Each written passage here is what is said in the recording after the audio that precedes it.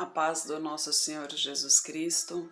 Eu sou Veridiana Costa e estamos aqui hoje para mais um dia de leitura. Senhor Deus e Pai, glorificado e exaltado és o teu santo nome. Muito obrigada, Pai, por mais um dia de vida. Agradeço por sua bênção e por sua proteção. Muito obrigada, Senhor, pelos teus livramentos, Pai. Por favor, Senhor, nos abençoe nesta leitura. Que cada palavra sua seja ensinamento em nossas mentes e em nossos corações, nos inspire e nos direcione sempre a Ti, em nome de Jesus. Lembrando que estamos no Novo Testamento, já estamos no livro de Mateus, né? E o bom do livro de Mateus é que a gente lê muito sobre Jesus Cristo, né? E lembrando que aqui Jesus Cristo está como homem, né, como ser humano. Então aqui a gente lê as palavras diretamente ditas por ele, né? Imagine que maravilha, né? As pessoas ali que tiveram o privilégio de conviver ali diretamente com Jesus Cristo, né? Com o irmão divino, né? Saber que o Filho de Deus, o Filho direto de Deus, estava ali presente ao lado a lado ali, né? Seguindo na caminhada, ensinando. E hoje a gente vai ler Jesus, o Senhor do Sábado, no capítulo 12. Naquele tempo passou Jesus pelas searas em um sábado. Então seus discípulos, tendo fome, começaram a colher espigas e a comer. E os fariseus, vendo isto, disseram: Eis que os teus discípulos fazem o que não é lícito fazer num sábado. Jesus, porém, lhes disse: Não tendes lido o que fez Davi quando teve fome, ele e os que com ele estavam? Como entrou na casa de Deus e comeu os pães da proposição, que não lhe era lícito comer, nem aos que com ele estavam, mas só aos sacerdotes? Ou não tendes lido na lei que aos sábados os sacerdotes no templo violam o sábado e ficam sem culpa? Pois eu vos digo que está aqui quem é maior do que o templo. Mas, se vós soubesseis o que significa misericórdia quero e não sacrifício, não condenaríeis os inocentes, porque o Filho do Homem até do sábado é Senhor. E partindo dali chegou à sinagoga deles, e estava ali um homem que tinha uma das mãos mirrada. E eles, para o acusarem, o interrogaram dizendo: É lícito curar nos sábados? E Jesus lhes disse: Qual dentre vós será o homem que, tendo uma ovelha, se num sábado ela cair numa cova, não lançará a mão dela e a levantará? Pois quanto mais vale um homem do que uma ovelha? E por consequência, lícito fazer bem nos sábados. Então disse aquele homem: Estenda a tua mão. E ele a estendeu, e ficou sã como a outra. E os fariseus, tendo saído, formaram conselho contra Jesus para o matarem. Jesus, sabendo disso, retirou-se dali, e acompanharam-no grandes multidões, e ele curou a todos. E recomendava-lhes rigorosamente que o não descobrissem, para que se cumprisse o que fora dito pelo profeta Isaías, que diz: Eis aqui o meu servo, que escolhi o meu amado, em quem a minha alma se compraz. Porei sobre ele o meu espírito, e anunciará aos gentios o juízo. Não contenderá, nem clamará, nem alguém ouvirá pelas ruas a sua voz. Não esmagará a cana quebrada e não apagará o pavio que fumega, até que faça triunfar o juízo, e no seu nome os gentios esperarão. Trouxeram-lhe então um endemoniado cego e mudo, e de tal modo o curou que o cego e mudo falava e via. E toda a multidão se admirava e dizia: Não é este o filho de Davi? Mas os fariseus, ouvindo isto, diziam: Este não expulsa os demônios, senão por Beelzebu, príncipe dos demônios. Jesus, porém, conhecendo os seus pensamentos, disse-lhes: Todo o reino dividido contra si mesmo é devastado, e toda cidade ou casa dividida contra si mesma não subsistirá. E se Satanás expulsa a Satanás, está dividido contra si mesmo. Como subsistirá, pois, o seu reino? E se eu expulso os demônios por Beelzebu, por quem os expulsam então vossos filhos? Portanto, eles mesmos serão os vossos juízes. Mas se eu expulso os demônios pelo Espírito de Deus, logo é chegado a vós o reino de Deus. Ou, como pode alguém entrar em casa do homem valente e furtar os seus bens, se primeiro não amarrar o valente, saqueando então a sua casa? Quem não é comigo é contra mim. Quem comigo não ajunta, espalha. Portanto, eu vos digo, todo o pecado é blasfêmia. Todo o pecado e blasfêmia se perdoará aos homens. Porém, a blasfêmia contra o Espírito não será perdoada aos homens. E se qualquer disser alguma palavra contra o Filho do Homem, ser-lhe-á perdoado. Mas, se alguém falar contra o Espírito Santo, não lhe será perdoado, nem neste século, nem no futuro. Ou fazei a árvore boa o seu fruto bom, ou fazei a árvore má o seu fruto mau, porque pelo seu fruto se conhece a árvore. Raça de víboras, como podeis vós dizer boas coisas sendo maus? Pois do que há em abundância no coração, disso fala a boca. O homem bom tira boas coisas do bom tesouro do seu coração, e o homem mau do mau tesouro tira coisas más. Mas eu vos digo que de toda palavra ociosa que os homens disserem, hão de dar conta no dia do juízo. Porque por tuas palavras serás justificado, e por tuas palavras serás condenado. Então, alguns dos escribas e dos fariseus tomaram a palavra, dizendo: Mestre, quiséramos ver da tua parte algum sinal. Mas Jesus lhe respondeu e disse: A geração má e adúltera pede um sinal, porém não se lhe dará outro sinal, senão o do profeta Jonas. Pois, como Jonas esteve 3 dias e 3 noites no ventre da baleia, assim estará o Filho do Homem 3 dias e 3 noites no seio da terra.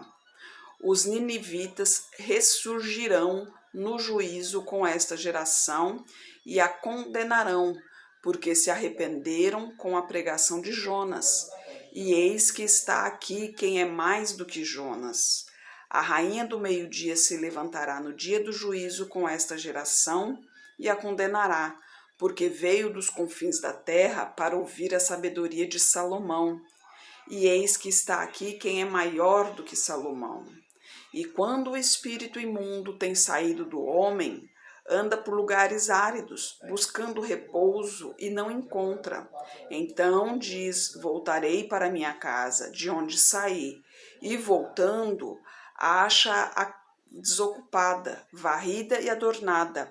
Então vai e leva consigo outros 7 espíritos piores do que ele, e entrando, habitam ali. E são os últimos atos desse homem piores do que os primeiros. Assim acontecerá também a esta geração má. Aqui eu vou só abrir um parênteses aqui para fazer, para chamar a atenção aqui, né? Eu falei por um desses vídeos aí, eu falei brevemente sobre esse assunto. Porque quando a gente conhece a palavra do Senhor, porque assim, quando a gente escolhe, quando a gente vive nesse mundo, tem um demônio sempre à nossa volta, porque o mundo jaz o maligno, né? O mundo pertence ao demônio. Mas a partir do momento que a gente começa a seguir ao Senhor, então o anjo do Senhor está à nossa volta, nos protegendo e nos guiando. A partir do momento que nos tornamos filhos do Senhor, o Espírito Santo habita dentro de nós. E esse demônio ele já não está mais em nós, né? Já não está mais dentro de nós porque ele foi expulso. E o que acontece? Quando você se afasta do Senhor, então o Espírito Santo ele sai de dentro de você, né? O anjo também se afasta de você, porque você não está mais na presença do Senhor. Então você, ou seja, a casa está vazia, né? O seu coração já não tem mais a presença do Espírito Santo. Então aquele demônio que estava ali, ele volta, ele vê que a casa está vazia. E que o que ele faz? Ele chama mais 7 demônios, piores do que ele. Então, o que acontece muitas vezes, né? Tem pessoas que conhecem a palavra do Senhor e se afastam, né? Os desviados. E o que acontece quando desvia da palavra do Senhor, né? Acaba que acontece muitas coisas, né? A vida vai descendo cada vez mais, né? Rumo ladeira abaixo. E muitas pessoas podem achar que isso é como se diz, um castigo de Deus. O demônio faz as pessoas pensarem assim, que é um castigo de Deus por você ter abandonado a Deus. E não é assim. Na realidade, foi porque você deu vazão ao demônio para que ele voltasse e trouxesse os amigos dele. Então ele está fazendo uma festa ali na tua vida. A festa para o demônio é o quê? É a maldade com o ser humano, né? Quanto mais maldade com o ser humano, mais feliz o demônio fica. Os demônios, né? Em geral, todos eles, né? Porque lembre-se só, não é só Satanás, né? O Satanás ele tem vários demônios com ele ali. Lembra-se que Lúcifer, quando foi expulso do céu, quando ele caiu, foram muitos anjos com ele, né? Não foi só Lúcifer. Foram muitos anjos que seguiram a ele, né? Achando que ele estava certo, né? Achando que ele estava certo em sua ideia de que ele teria que tomar o lugar de Deus. Então, lembre-se que esses demônios estão rodeando a terra. E aqueles que andam no caminho do Senhor, ele vai tentando, né? Ele vai atiçando ali, vai colocando empecilhos, vai colocando problemas. Ele vai, de todas as maneiras, ele vai tentando tirar a pessoa da presença de Deus exatamente para isso. Por quê? Porque quando a pessoa conhece a palavra do Senhor e depois se afasta, ela dá a abertura para o demônio chegar com mais demônios ainda. Ela dá abertura para mais demônios chegarem à vida dela. Aí sim fica mais difícil ainda para esse desviado voltar para a palavra do Senhor. Por quê? Porque aí a força que a pessoa tem que ter, né? A pessoa tem que ser realmente muito forte, tem que ter muita coragem, muita força de vontade, achei a palavra. Tem que ter muita força de vontade mesmo para voltar para a palavra do Senhor. Porque um desviado voltar para a palavra do Senhor realmente é muito difícil. Né? Quem já conhece a palavra do Senhor, que se desviou, o desviado voltar para o caminho do Senhor é muito difícil. Por quê? Porque os obstáculos são muito maiores do que aqueles primeiros que impediam ele de conhecer a palavra do Senhor. Né? Então você que está conhecendo a palavra do Senhor, se permaneça firme, não permita que o demônio te afaste de Deus. Não permita, porque se você se afastar de Deus, ele vai querer afundar a sua vida a todo custo, a todo custo. Então se mantenha sempre no caminho do Senhor. E você que já está no caminho do Senhor, continua firme na fé, continua firme no caminho do Senhor. Não dê vazão ao demônio, não dê nenhuma possibilidade ao demônio, não, viu? E olha que o demônio, ele tá nas grandes coisas, mas ele tá nas pequenas coisas também. Muitas vezes a gente pensa, é uma mentirinha branca, não existe isso não, mentira é mentira, pecado é pecado, não existe pecado pequeno, pecado grande, pecado é pecado, mentira é mentira, roubo é roubo. Então tenha consciência, a palavra de Deus diz, sim é sim, não é não. Então o que é certo, o que é errado, não existe meio termo. Se permaneça firme e reflita bem antes de tomar qualquer atitude. E outra coisa, como se diz assim, guie seus pensamentos. Guie muito bem seus pensamentos, porque na maioria das vezes a gente começa a pecar pelos pensamentos, né? Ele muitas vezes nos engana, então preste bem atenção. Aí a gente continua aqui no versículo 46. E falando ele ainda à multidão, eis que estavam fora sua mãe e seus irmãos, pretendendo falar-lhe. E disse-lhe alguém, eis que estão ali fora tua mãe e teus irmãos, que querem falar-te. Ele, porém, respondendo, disse ao que lhe falara, quem é minha mãe e quem são meus irmãos? E, estendendo a sua mão para os seus discípulos, disse, eis aqui minha mãe e meus irmãos. Porque qualquer que fizer a vontade de meu Pai que estás nos céus, este é meu irmão, minha irmã e mãe. Olha que maravilha, Jesus Cristo aqui confessando que nós somos irmãos, que maravilha, né? E a palavra do semeador no capítulo 13. Tendo Jesus saído de casa naquele dia, estava sentado junto ao mar, e ajuntou-se muita gente ao pé dele, de sorte que, entrando num barco, se assentou, e toda a multidão estava em pé na praia. E falou-lhe muitas coisas por parábolas, dizendo, eis que o semeador saiu a semear, e quando semeava, uma parte da semente caiu ao pé do caminho. Então vieram as aves e comeram-na.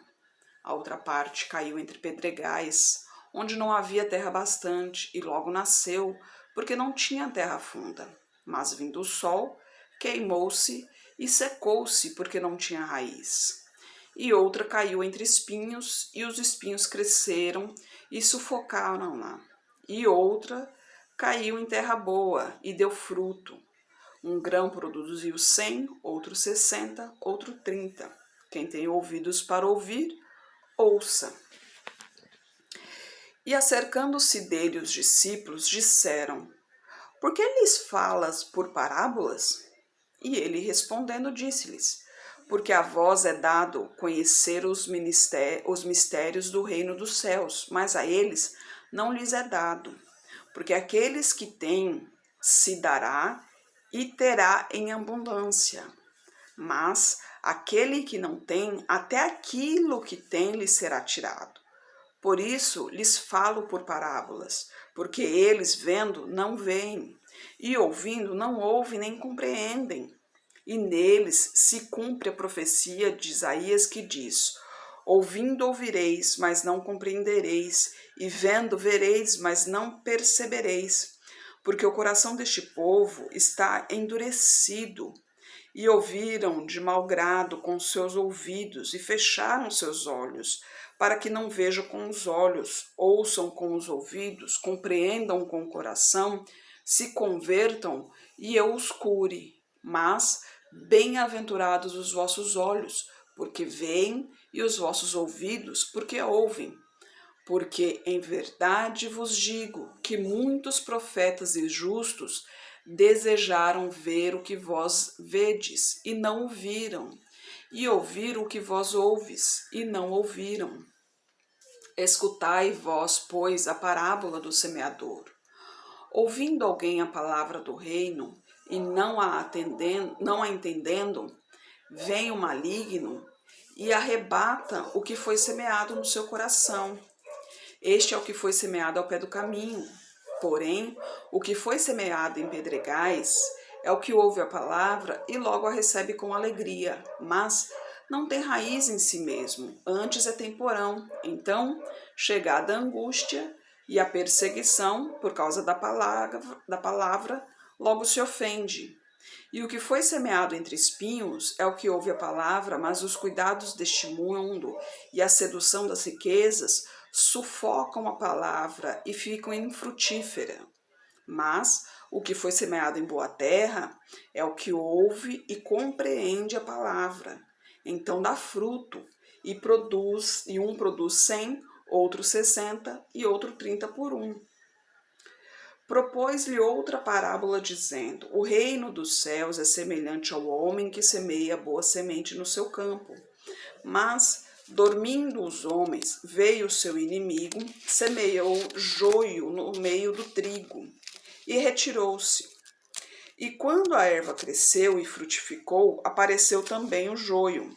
E os servos do pai de família, indo ter com ele, disseram-lhe: Senhor, não semeaste tu no teu campo boa semente? Por que então tem joio? E eles disseram: um homem inimigo é quem fez isto.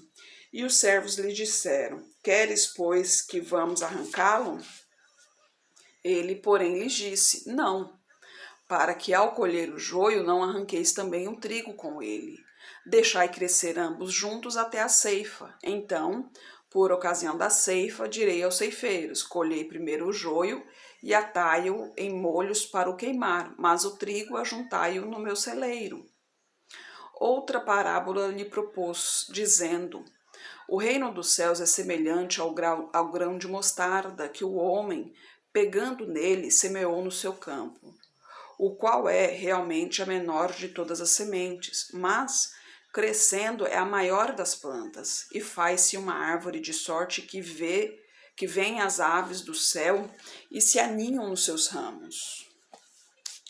Outra parábola lhes disse: O reino dos céus é semelhante ao fermento que uma mulher toma e introduz em 3 medidas de farinha até que tudo esteja levedado.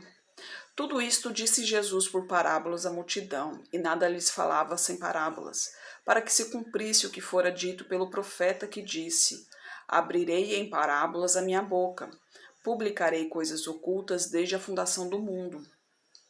Então, tendo despedido a multidão, foi Jesus para casa, e chegando ao pé dele, os seus discípulos, dizendo: Explica-nos a parábola do joio do campo.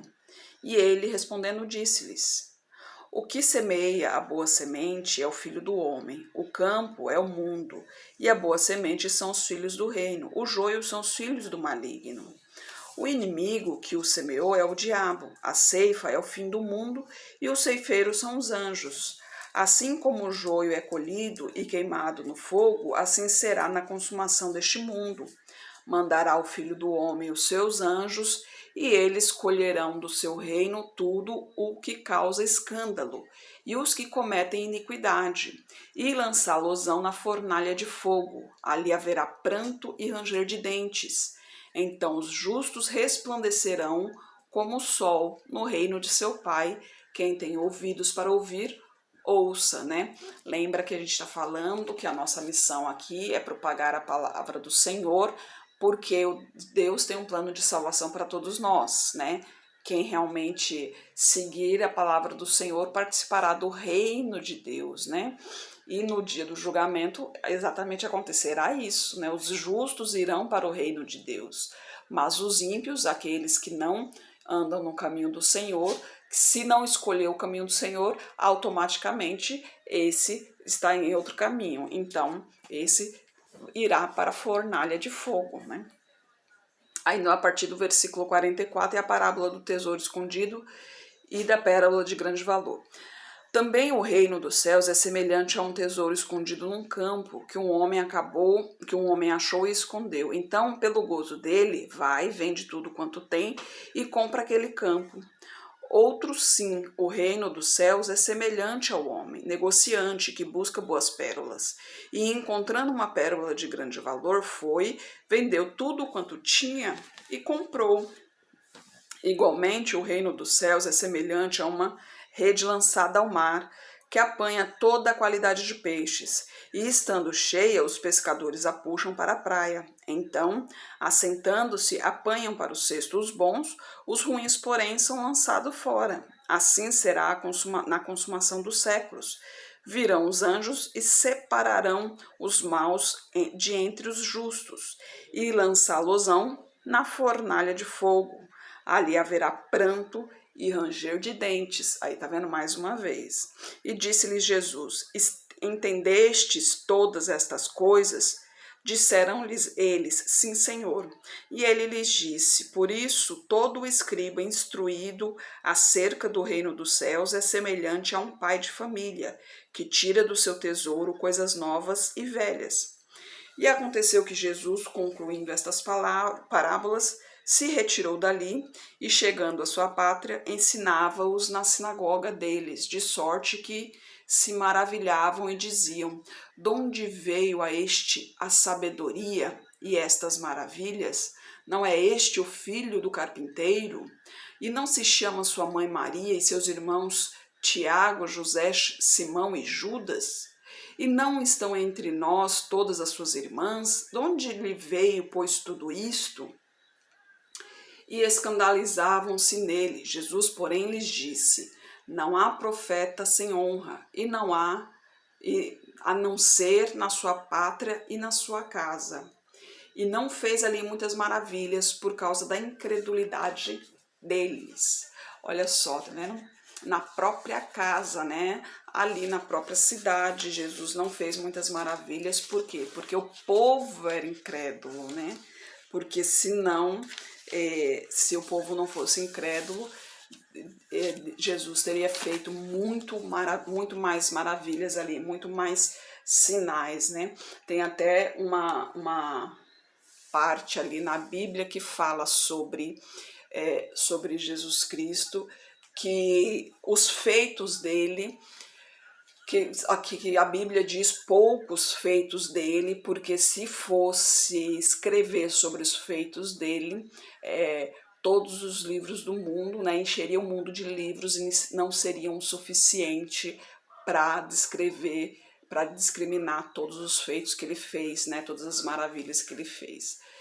Jesus sem palavras, não tem como expressar um ser tão maravilhoso, um ser um ser de puro amor, de carinho, de fidelidade. Ele estava ali e Jesus, quando ele começou a pregar, um detalhe, né, que quando ele começou a pregar, quando ele começou realmente a ensinar o povo, Jesus era praticamente uma criança, que se eu não me engano ele começou a pregar com 12 anos de idade, né? A gente vai chegar nesse pedaço aí, eu não me lembro ainda aonde está, mas a gente vai chegar nessa parte. Então ele começou como criança, por isso que o povo se admirava ainda mais, porque ele conversava com as pessoas com muita convicção, com muita segurança do que falava, né? Ele tinha certeza do que ele falava, por quê? Porque Jesus, filho de Deus, então era Deus que instruía ele ali, né? Deus que passava para ele todo o conhecimento e ele passava o conhecimento para as pessoas. E as pessoas admiravam como que um menino poderia ter tanta sabedoria, como que o menino poderia ter tanta sabedoria e falar com tanta segurança, com tanta convicção na frente de todo mundo, né?